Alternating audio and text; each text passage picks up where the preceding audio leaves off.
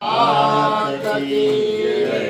भवानी माता की जय। हरि ओम नमः पार्वती हर हर महादेव। हाथ ले लो।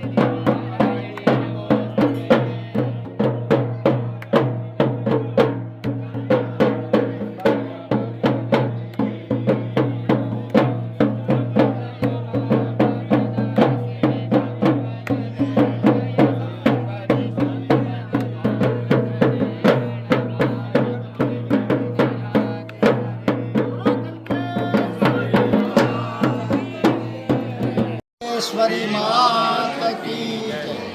હું રાજેન્દ્ર દયાશંકર મહેતા હાલના રાજકોટ રહું છું. ચૈત્રી નવરાત્રિના પ્રથમ દિવસે અહીં આવેલ છું ગરબો ભજવવા માટે. ચૈત્રી અનુષ્ઠાન ઘણા વર્ષોથી અહીંયા થાય છે અને દરેક વર્ષોથી હું ધોરણ 5માં ભણતો ત્યારથી અહીં આવું છું. ચૈત્રીના 9ને દિવસે સીતારામ બાપુ ઝાડિયાવાળા અત્યારે ભાઈ ક્યારે અઢેવાડા ભાવનગર એ આવે છે અને છેલ્લા 35 વર્ષથી તેઓ એ રામ જન્મોત્સવ ઉજવે છે અને કોઈ પણ જાતની અપેક્ષા વગર ભગવાનના ગુણગાન ગાવા માટે આવે છે. આ તકે તમામ માતાના સેવકોને વિનંતી કે તમામ તહેવારો અંદર લાભ લેવા ખાસ વિનંતી. બોલો કંકેશ્વરી માતા કી જય. હું દેવાંગ ગુજા કંકેશ્વરી માતાજી વ્યવસ્થાપક છું. આજે ચૈત્ર નવરાત્રિનો પ્રથમ દિન છે. કંકેશ્વરી માતાજી ગિરિકંદરાઓની અંદર બિરાજમાન છે.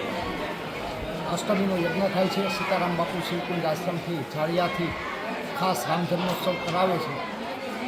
હજારોની સંખ્યાની અંદર આ તીર્થધામની અંદર માતાજીના માઈ ભક્તો આવતા હોય છે. ભવન અષ્ટમીના મુખ્ય યજમાન અનિલભાઈ અમૃતલાલ શાહ અને શાહ પરિવાર બિરાજશે. રામ જન્મોત્સવમાં સીતારામ બાપુ આવશે અને આજુબાજુ અને મુંબઈ, કલકત્તા અને મદ્રાસથી ખૂબ જ આ તીર્થધામમાં ખૂબ જ યાત્રિકોની 8-9 દિવસ માટે ભીડ રહી છે. બોલો કંકેશ્વરી માતા કી જય.